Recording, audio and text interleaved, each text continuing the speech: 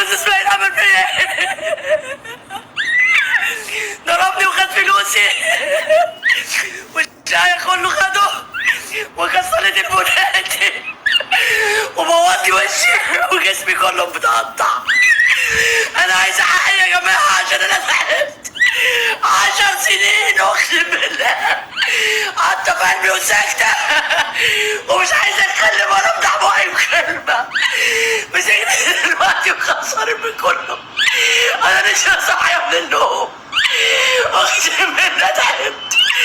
انا عايز اعيش والنبي عايز اعيش والنبي يا جماعه عشان انا تعبت. تعبت وما بعملش حاجه في حياتي. عايز اعيش ولا نافع مع حكومه ولا نافع مع اي حاجه.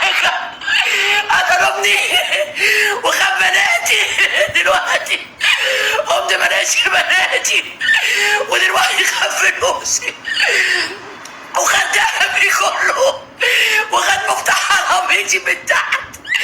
بالله عليكم يا جماعه انا وقفت مع الناس كلها وقفت مع الناس كلها عايزه تشوفوا جنبي.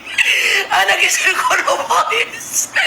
تعبت من كتر البنات اللي يعرفوا عليا وبحط بحلمي واسكت وشي كله هرب.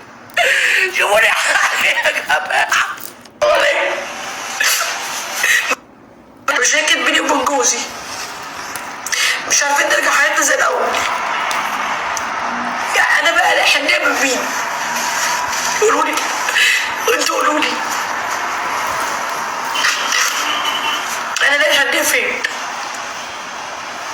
يعني مين اللي يطبطب عليا؟ يعني مين لما كنت زعلانه كده يجي يطبطب عليا؟ مفيش حد.